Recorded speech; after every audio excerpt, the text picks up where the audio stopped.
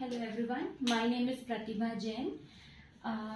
आज हम बात करेंगे रीजनिंग के सबसे इम्पोर्टेंट टॉपिक की, या one of the important topic is syllogism.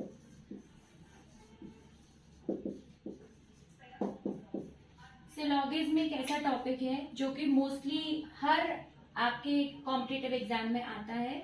इसके क्वेश्चंस बहुत ही सिंपल होते हैं बट थोड़े से ट्रिकी होते हैं, इसीलिए ये बहुत इंपॉर्टेंट टॉपिक है आपका।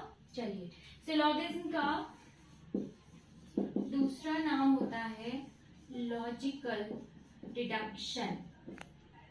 लॉजिकल डिडक्शन, डिडक्शन का मतलब आप लोगों को पता है रिड्यूस करना या कम करना, और लॉजिकल का मतलब होता है जब कोई भी चीज हम लॉजिकली रिड्यूस करते हैं या कॉन्सेप्चुअली रिड्यूस करते हैं तो उसको हम बोलते हैं लॉजिकल डिडक्शन।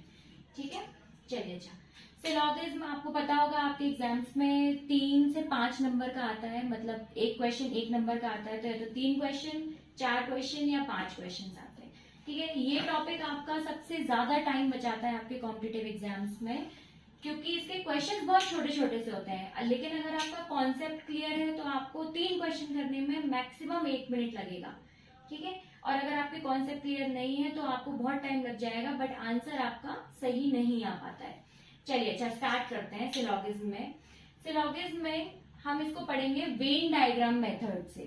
ठीक है, Venn diagram method, Venn diagram आपको पता होगा, आप लोगों ने पढ़ा होगा पहले, ऐसे सर्कल्स बनाते हैं हम, है ना, तो हमें वही पढ़ना है यहाँ पर। वेन डायग्राम मेथड से हम इसको पढ़ेंगे। तो देखिए, पहले थोड़ा सा इंट्रोडक्शन समझ लीजिए जिससे आपको थोड़ा बेसिक समझ आ जाए सिलॉगिज्म का। सिलॉगिज्म में कुछ कीवर्ड्स हैं जिनको हमने अलग अलग कैटेगरी में डिफाइन किया हुआ है। एक है डेफिनिट और दूसरी कैटेगरी है इनडेफिनिट कीवर्ड्स की।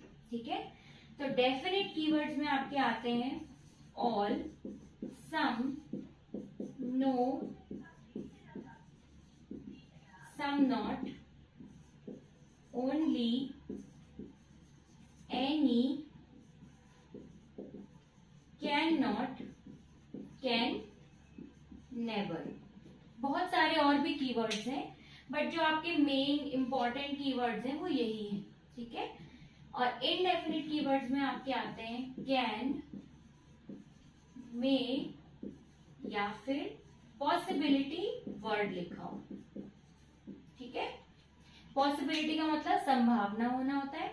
अच्छा, तो अब आपको ये लग रहा होगा कि डेफिनिट और इनडेफिनिट क्या है। तो देखिए, सिंपल सी बात है, डेफिनिट मतलब जो चीज हमें कंफर्म पता है उसको हम क्या बोलते हैं, डेफिनिट, और जो चीज हमें कंफर्म नहीं पता है उसको हम क्या बोलते हैं, इनडेफिनिट कीवर्ड्स। जैसे पॉसिबिलिटी अपने आप में क्या होती है हिंदी में, संभावना।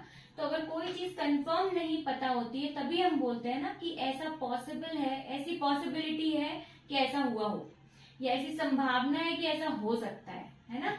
अच्छा, अब आपको एक डाउट आ रहा होगा कि मैम ने इनडेफिनिट में लिखा है कैन और मे कीवर्ड, और डेफिनिट में लिखा है can not and can never keyword. तो अगर कैन या मे के साथ नॉट या नेवर नहीं लगा है तो इसका मतलब क्या हुआ, सकता है। कैन का मतलब हो सकता है, लेकिन अगर कैन के साथ नॉट या नेवर लग गया तो इसका मतलब क्या हो गया, नहीं हो सकता है और कभी नहीं हो सकता है। तो नहीं हो सकता है कंफर्म हो गया, कभी नहीं हो सकता है कंफर्म हो गया।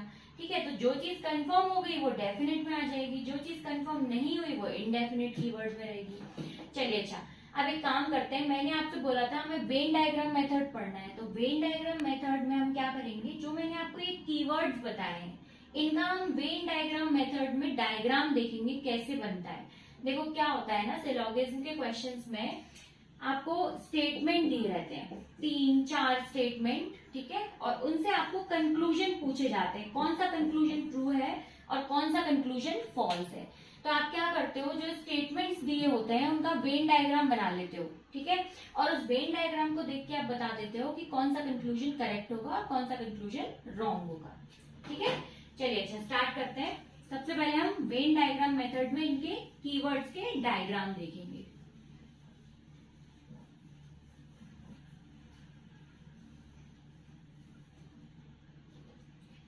सबसे पहला है आपका कीवर्ड ऑल। इसका स्टेटमेंट होगा ऑल, A R B। ठीक है, ऑल का मतलब सभी, ऑल ए आर बी का मतलब हो गया सभी ए बी है। इसका मतलब क्या हुआ, सारे ए बी के अंदर हुए, ऑल ए आर बी। ठीक है, दूसरा कीवर्ड है आपका सम, सम ए आर बी। इसका इसका मतलब क्या हुआ, कुछ ए बी है, सम ए आर बी मतलब ए का कुछ पार्ट जो कि बी में है। चलिए चलिए, नेक्स्ट कीवर्ड था हमारा नो।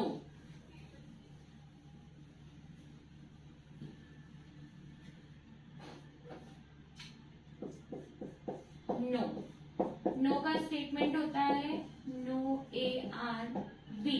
इसका मतलब क्या हुआ, नो का मतलब हुआ कोई नहीं, तो इसका मतलब क्या हुआ, कोई भी ए बी नहीं है। तो देखो, नो ए आर बी बनाने के लिए हम क्या करते हैं, दोनों के बीच में मतलब जिनके बीच में नो दिया है उनके बीच में एक लाइन ड्रॉ कर देते हैं जो ये रिप्रेजेंट करती है कि ए का बी से कोई रिलेशन नहीं है और बी का ए से कोई रिलेशन नहीं है। ठीक है, देखो आप नो को ऐसे समझ सकते हो, दो लोगों के बीच में अगर लड़ाई है तो क्या वो आपस में बात करेंगे, नहीं करेंगे, है ना, मतलब उनके बीच में कोई रिलेशन नहीं है।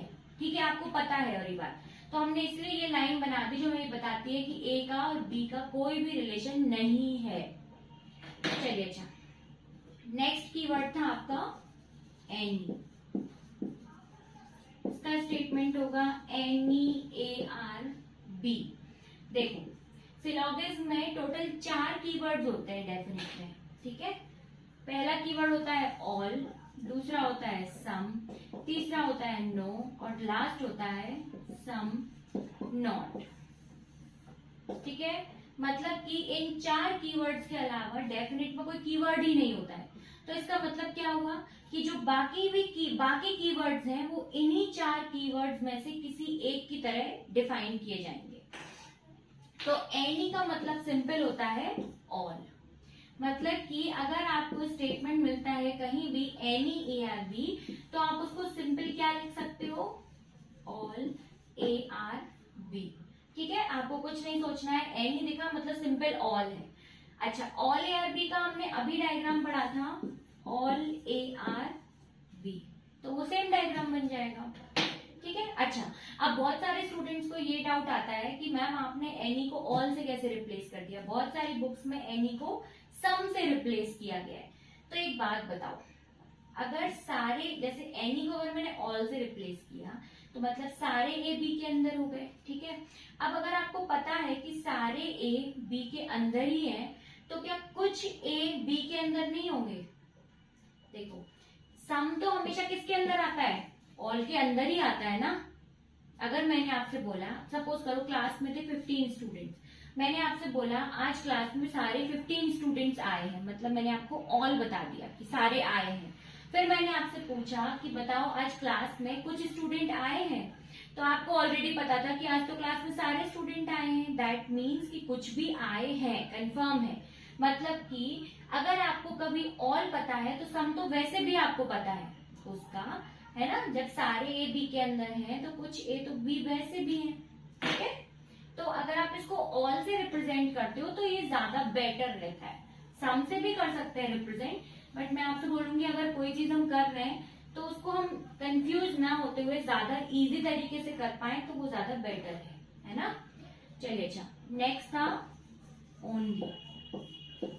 ओनली का स्टेटमेंट होता है ओनली ए आर बी। अब फिर वही बात, जब हमारे पास कोई और कीवर्ड ही नहीं होता है तो फिर ओनली में हमारे पास कोई कीवर्ड नहीं है, मतलब कि ओनली को हम रिप्लेस कर देंगे रिवर्स ऑल से। ठीक है, तो मतलब ओनली ए आर बी का मतलब क्या हो गया, ऑल बी आर ए। ठीक है, रिवर्स ऑल का मतलब क्या होता है, सब्जेक्ट का ऑब्जेक्ट कर देना, ऑब्जेक्ट का सब्जेक्ट कर देना, मतलब ए और बी की पोजीशन आपस में इंटरचेंज कर देना। तो ऑल बी आर ए का मतलब क्या हुआ, सारे बी ए हैं, सारे बी ए हैं, ऑल बी आर ए। ठीक है, चलिए अच्छा,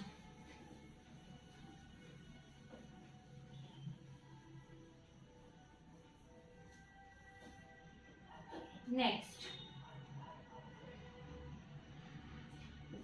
कीवर्ड इज सम नॉट.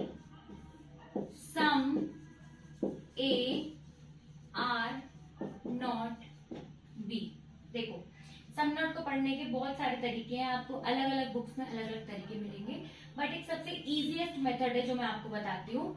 उसके लिए एक काम करते हैं, पहले मैं आपको एक एग्जाम्पल देती हूँ. एग्जाम्पल से आपको ज्यादा बेटर समझ आ जाएगा. तो मैंने आपको बताया था सिलॉगिज्म में कुछ स्टेटमेंट दिए होते हैं, आपको उनसे कुछ कंक्लूजन आपको बताना होता है, सही है गलत है. चलिए अच्छा, हम स्टेटमेंट लेते हैं सम ए आर बी. दूसरा स्टेटमेंट लेते हैं हम नो बी आर सी. अब इससे जो आपको कंक्लूजन बताना है, पहला कंक्लूजन है सम ए आर नॉट सी. दूसरा कंक्लूजन आपको बताना है सम सी आर नॉट ए.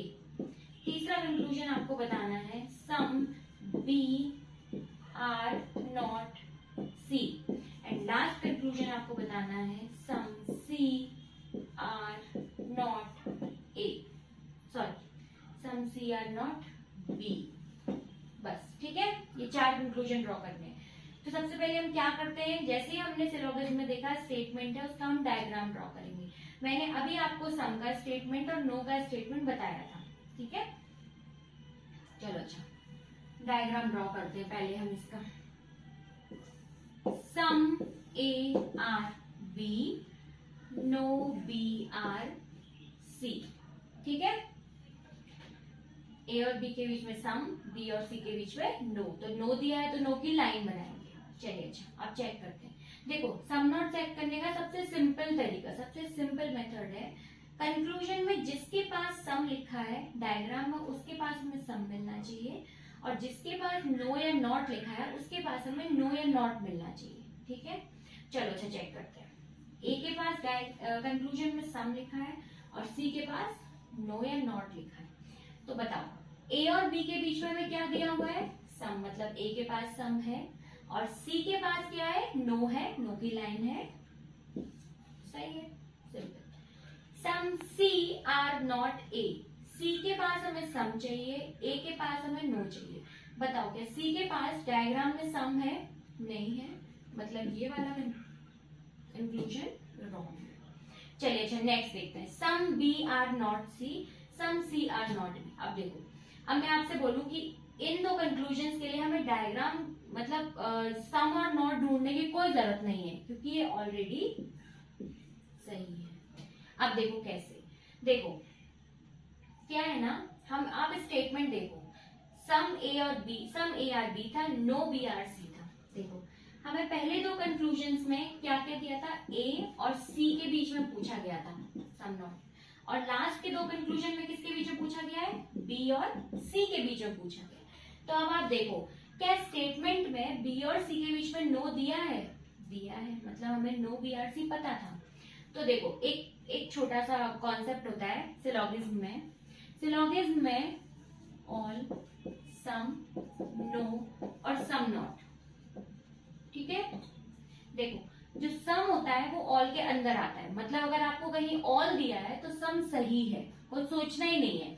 वैसे ही जो सम नॉट होता है वो किसके अंदर आता है, नो के अंदर आता है. मतलब अगर कहीं दो लोगों के बीच में नो बता दिया तो उनके बीच में सम नॉट अपने आप करेक्ट है, आपको चेक करने की जरूरत ही नहीं है. ठीक है, तो देखो अब हमें इनमें क्यों चेक करना पड़ा ए और सी में कि सम और नो मिल रहा है या नहीं, क्योंकि ए और सी के बीच में हमें स्टेटमेंट में कोई नो का रिलेशन नहीं दिया हुआ था. इसलिए हमने सिर्फ चेक किया कि क्या इसके पास सम और नो मिल रहा है.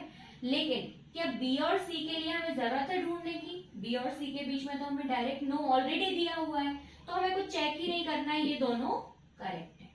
ठीक है, ये कॉन्सेप्ट है आपका जिससे आप सम नॉट बहुत ही इजीली चेक कर सकते हो. ठीक है, और इससे आपका आंसर सही आता है. अगर आपसे कोई बोलता है इससे आंसर गलत आता है, ऐसा बिल्कुल भी नहीं है. मैं 5 साल से पढ़ा रही हूँ और मेरा तो कभी आंसर गलत नहीं आया इससे. ठीक है, तो आप भी थोड़ी प्रैक्टिस करेंगे तो आपका भी आंसर करेक्ट ही आएगा. ओके, तो आज के लिए इतना ही रखते हैं. नेक्स्ट वीडियो में इसके आगे हम एग्जाम्पल्स करेंगे. Okay, thank you class.